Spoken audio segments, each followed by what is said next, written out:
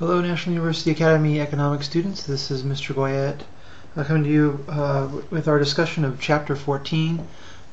So we're heading into our last 2 weeks of the class and want to go over some of the things you'll see on the Unit 7 quiz and get ready for the final.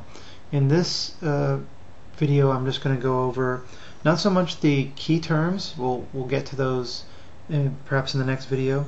But I want to go over the Federal Reserve and monetary policy with you, and you can follow along on page 326. I'm going to just begin by reading their quick introduction, and let's go with the Federal Reserve and monetary policy.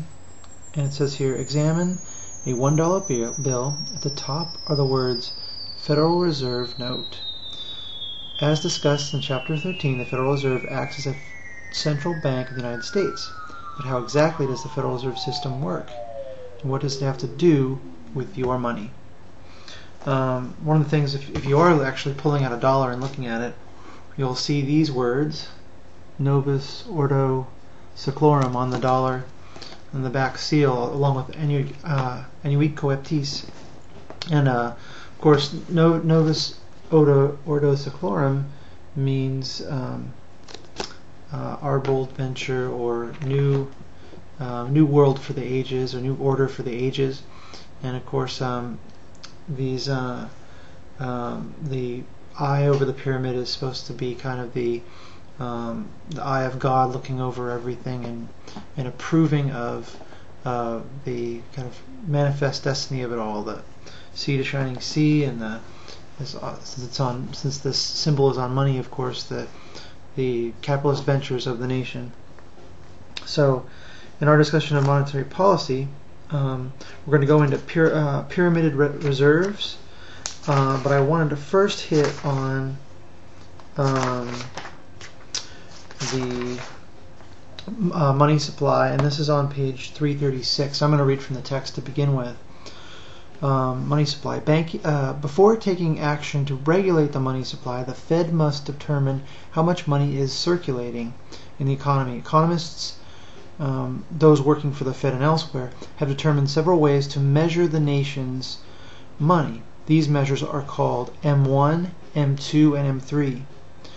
M1, the narrowest as well as the simplest measure of money supply, is M1. Economists who prefer to use M1 believe that the money supply should consist only of funds that are easily accessible and in actual circulation. Thus, M1 counts all the currency in circulation, the value of all travelers' checks, all checking account deposits, and similar accounts in financial institutions. Checking and checking type accounts represent nearly 50% of the M1 total. In 1999, M1 totaled more than $1.1 trillion. M2, a broader measure of the money supply, is M2, which totaled more than $4.6 trillion in 1999. Some economists insist that M1 does not include all readily available funds.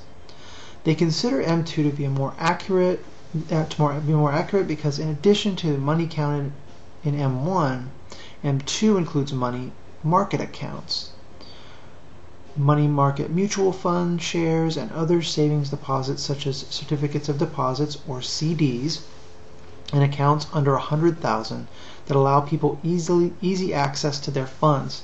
So these are, when we talked about liquidity and being able to get at your money and access it in a savings account or a checking account. M2 also includes money deposits and savings accounts. The development of automated teller machines, or ATMs, has allowed savings accounts to serve some of the same purposes as checking accounts. ATMs allow depositors instant access to their savings accounts, turning those savings into spendable funds. So this expands the definition of M1 into M2 because it's including, again, money market mutual fund shares, money market accounts, and other savings deposits that people can actually retrieve their money without penalty. M2, other economists believe that even M2 fails to accurately measure the money supply. They rely on M3, which is a broader measure of M2. M3 includes the money in M2 as well as the large time deposits such as CDs valued at $100,000 or more, repurchased agreements, and some euro dollars, US dollars deposited by US residents in US dollar bank accounts overseas. In 1999, M3 totaled more than $6.4 trillion. So you can see how that's broken up in those three M1, M2, and M3. So I'm gonna bounce back a little bit, and that shows you how economists gauge and measure the economy. Let's talk about, and this has a little current events twinge to it. Now I've mentioned to you before this discussion about the panic of 1893, the panic of 1907, of course the Great Depression, and our current situation, which in many ways for economists is we're living the lessons of the Great Depression over in some ways and trying to find a way best to balance the policies of FDR with the earlier policies of Hoover or Coolidge, or some may say, well, let's return to more of a Reaganomics approach. Some say we need to tax. Some say we need to free that money and not tax and not use the government as a tool to mend the financial markets. Others feel that the government has to step in to bail these banks and some of the mortgage companies out so that they can continue to operate so as not to completely drop the bottom out of our economy.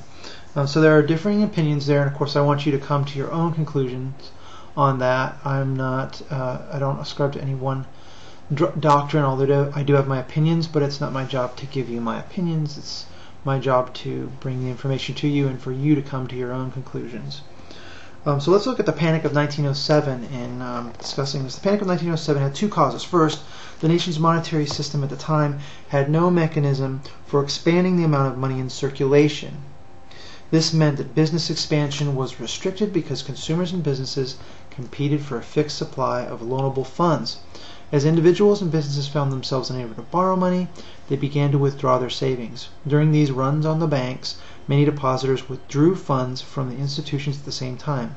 As a result, financially stable markets went bankrupt in 1907 because they had nowhere to turn for emergency cash, and a widespread financial panic took hold. Second, the system of pyramided reserves failed. In a system of pyramided reserves, virtually all small local banks deposit some of their reserves in larger city banks. These larger city banks in turn deposit some of their own cash reserves in larger commercial banks in the nation's financial centers, such as New York, Chicago, and so forth. These larger banks use part of these deposits to extend loans. During periods of prosperity, the larger commercial banks receive more deposits and have more funds to loan. Let's see. As happened in the Panic of 1907, the reserves of the larger banks could not cover the sudden demand for cash because they had loaned out too much of the deposits. Thus, many businesses went bankrupt. So I'm going to have you think about that for a moment. We're going to come back to our discussion of our current economy, but while focusing on discussion of the Federal Reserve. So I'm going to pause here and get back to you shortly.